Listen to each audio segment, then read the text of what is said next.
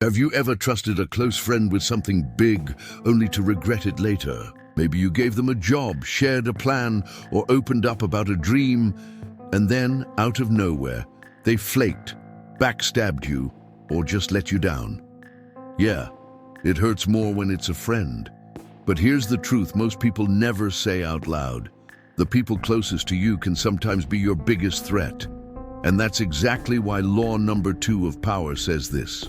Never put too much trust in friends, because when you do, you open the door to betrayal, manipulation, and destruction, not from enemies, but from the ones you thought were safe.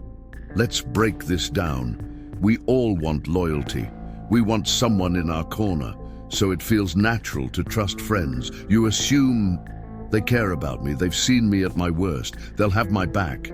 But when money, success, or even ego get involved, that friendly face can quickly turn into a competitive one. And here's where the psychology kicks in. Your friend knows your habits, your weaknesses, your past failures, and without realizing it, they might start resenting your progress, not because they're evil, but because they're human. Sometimes the ones who love you the most don't want you to change. When people get too close, they lose perspective. Your strengths become ordinary to them. Your value gets blurred by familiarity. That's human nature. The brain is wired to downplay what's familiar, even if it's amazing. So the more your friend watches you rise, the less they admire it. And deep down, that can trigger insecurity, comparison, and jealousy. Here's the twist. Your success can make your friend feel small. And when that happens, they won't cheer, they'll challenge. There's a hidden cost in close friendships. It's called emotional debt. You help them, you trust them, you give them opportunities. And instead of gratitude, they start to feel entitled. Like, you owe me, or why him, not me, or he's not smarter, he just got lucky. That twisted mindset can turn a friend into a subtle enemy. They'll smile in your face, but their energy shifts.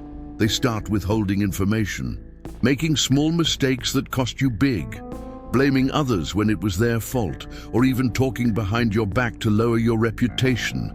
And if you confront them, they'll say, "You're overthinking. You've changed. Why are you being cold?" That's manipulation. It's not friendship, it's control. And it's powerful because they know your past. They know what makes you tick. They know exactly which buttons to push when they want to control your emotions. Think about it. A stranger can't use your childhood trauma against you. A coworker doesn't know that one mistake you still feel ashamed of. But a friend, they've seen your most vulnerable moments. And if they ever feel jealous, bitter, or competitive, that knowledge becomes ammunition. Now here's the part most people miss. Strangers often respect you more than friends. Why? Because strangers judge you based on what they see today. Friends judge you based on who you were yesterday. That means no matter how much you grow, your friend still sees the insecure version, the broke version, the unpolished version. And if they can't unsee it, they won't respect who you've become.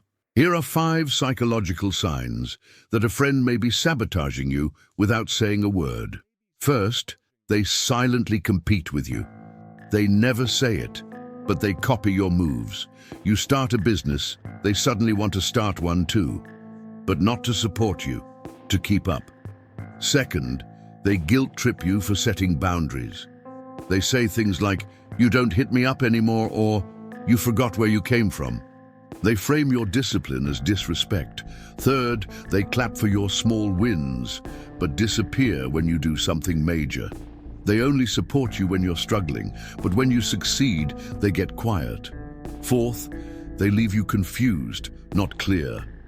After hanging out or talking, you feel drained, uncertain, or second-guessing yourself. That's emotional manipulation in disguise.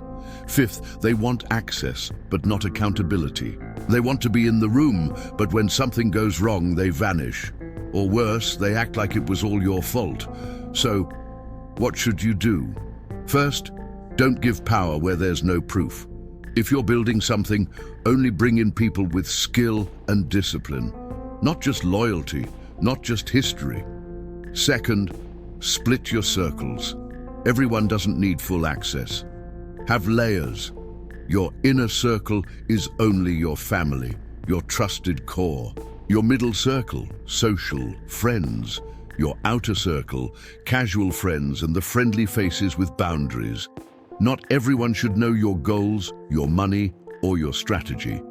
Third, stop explaining your evolution. You don't owe anyone an apology for growing. If someone says, "You've changed," the answer is simple: "I was supposed to." Fourth, watch for emotional leverage. If someone keeps reminding you what they did for you, that's not love, that's manipulation. Genuine people don't keep score. Fifth, use boundaries, not battles. You don't have to fight, you don't have to confront or expose, just move different. Quietly, let access expire. No war, no drama, just space. And here's the final test. If someone is offended by your discipline, they were never rooting for you. If your confidence makes them uncomfortable, their loyalty was conditional. If they mock your progress, they've already betrayed you emotionally. You can forgive, you can love from a distance, but you don't owe them a front row seat to your life, because not everyone who starts with you deserves to finish with you. So remember this, it's not about trusting less, it's about trusting smart. And law number 2 of power exists for a reason. Never put too much trust in friends. That's not cold, that's strategy. This law also protects you from falling into emotional traps, those deep, unhealthy friendship bonds where you start confusing loyalty with obedience. You stop thinking clearly. You let a friend's opinions weigh more than your own judgment, sometimes even more than your partner's voice or your mission. You sacrifice goals just to keep a friend happy. That's not friendship, that's emotional control. And powerful people don't let anyone, friend or not, have that kind of influence over their direction. Law number 2 reminds you to keep connection in check and to never let emotional attachment become a leash around your neck. Because once someone controls how you feel, they can start controlling what you do. And that's how power is lost, quietly, emotionally, and slowly. And here's a subtle warning sign most people miss. When a friend keeps calling you brother over and over, you need to pause. Because sometimes, when people use family words too much, they're trying to bypass your guard. Brother becomes a mask they wear, so you stop questioning their intentions. But in power, words don't matter, patterns do. A real ally doesn't need to repeat the word family to act like it. And the same goes for your partner. If someone keeps calling her sister, but the energy is off, you have to warn her. Because behind that sister label might be someone waiting for your absence, waiting to cross a line. In the world of power, blind trust in sweet words leads to sharp betrayal. Pay attention. Thanks for watching. Stay sharp, stay focused. Check the next Law of Power and Dark Psychology video.